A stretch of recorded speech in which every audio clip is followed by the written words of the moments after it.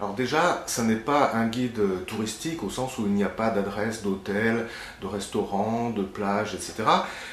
C'est quand même d'une certaine manière un guide de voyage, qu'on voyage ou qu'on ne voyage pas, parce que l'idée c'est de permettre à celui qui s'intéresse à un pays, l'Inde en l'occurrence, une espèce de compréhension, pas exhaustive, mais une compréhension d'un certain nombre de dimensions de ce pays. Alors l'Inde est un très grand pays, c'est déjà difficile pour n'importe quel pays de réduire ça à 125, 130 entrées, c'est encore plus difficile pour un pays continent comme l'Inde qui comprend une trentaine d'États, on parle des langues différentes, il y a des cultures différentes, on a quand même essayé, c'est forcément arbitraire et les entrées ne sont pas du tout homogènes, vous avez des choses qui touchent à des questions fondamentales comme la démocratie, la plus grande démocratie du monde, est-ce que l'Inde est vraiment une démocratie? On ne peut pas parler de démocratie sans parler de corruption, mais en même temps, c'est un fait que les pouvoirs sont élus et ils peuvent être renversés par le suffrage universel, que pour les Indiens, ça n'est pas une plaisanterie. La justice est également une dimension de cette démocratie et il arrive fréquemment qu'un citoyen lambda, appuyé par des associations, mette en défaut le gouvernement et que la justice invalide une loi parce qu'elle n'est pas constitutionnelle. Ce sont des choses que dans bien des pays européens on ne connaît pas. Les Indiens prennent ça très au sérieux. C'est peut-être aussi pour ça que quand on parle d'une grande métropole comme Bombay, les dirigeants de Bombay à une époque voulaient en faire le Shanghai de l'Inde. Et ça n'a pas marché tout simplement parce que en Chine, quand le gouvernement décide de moderniser un quartier, eh bien, en quelques jours, le quartier est nettoyé et les grues commencent à arriver. En Inde, je prends Bombay par exemple, où il y a le plus grand bidonville d'Asie, eh bien, ça fait des années qu'on parle de faire disparaître ce bidonville qui s'appelle Dharavi. Le problème, c'est que les habitants ont un bulletin de vote et que les responsables politiques sont bien obligés d'en tenir compte. Alors, ça ralentit beaucoup de choses, mais ça garantit aussi les droits des gens qui ne sont pas considérés simplement comme des chiffons jetables et ils exercent leurs droits. Cela dit, quand on parle de l'Inde, on évoque souvent la pauvreté, ça énerve beaucoup les Indiens, mais il y a de la pauvreté. Il y a en gros un tiers de la population qui vit avec l'équivalent de 2 dollars ou 2 euros par jour, et ça n'a pas changé.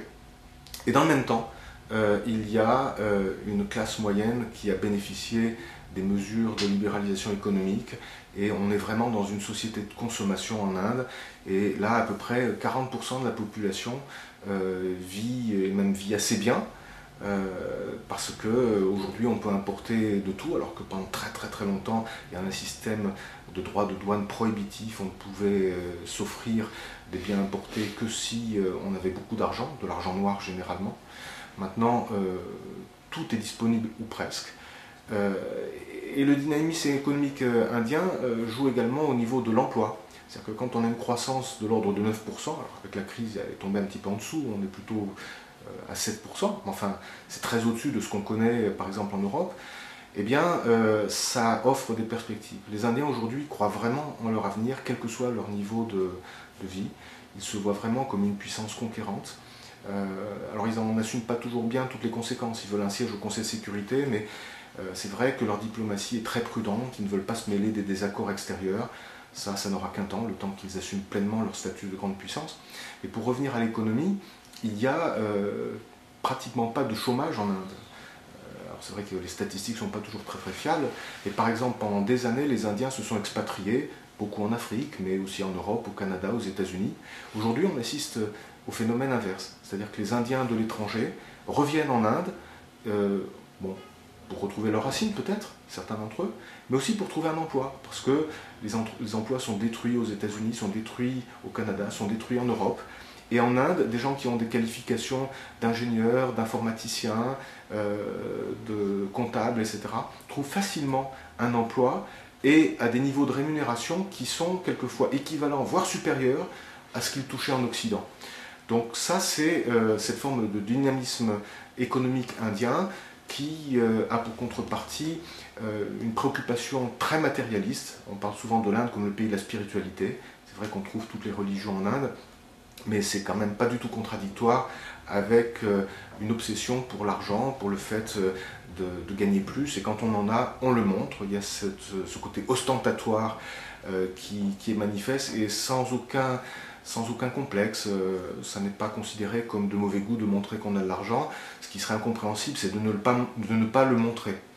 Voilà.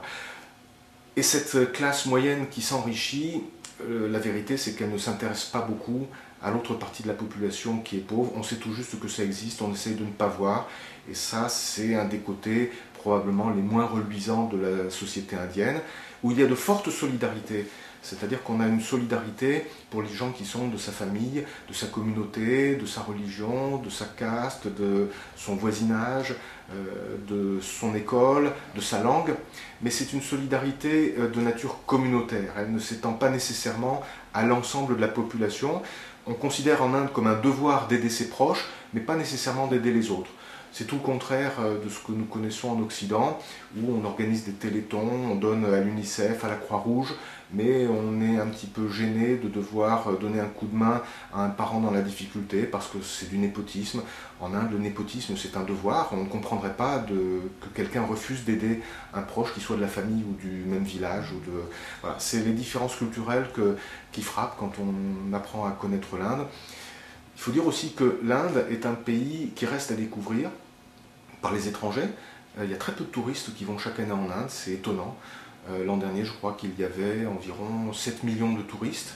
À titre de comparaison, la même année, la France accueillait, je parle de touristes étrangers, la même année, la France accueillait 80 millions de touristes étrangers. On voit la taille, on voit tout ce que l'Inde a à offrir. C'est vrai qu'il y a encore beaucoup d'efforts à faire en termes d'infrastructures hôtelières. Et c'est vrai aussi que l'Inde vit d'un tourisme interne, c'est-à-dire que les gens vont visiter leur propre pays à l'occasion de pèlerinages, pour rendre visite à la famille, pour découvrir tout simplement une région du pays qu'ils ne connaissent pas.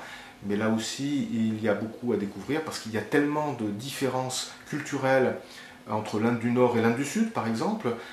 C'est le même pays, mais en même temps, quelquefois, les gens se demandent ce qu'ils ont en commun, parce qu'ils ne parlent pas les mêmes langues, ils n'ont pas les mêmes traditions culturelles, ils peuvent partager la même religion, les hindous, les musulmans, mais les pratiques sont différentes.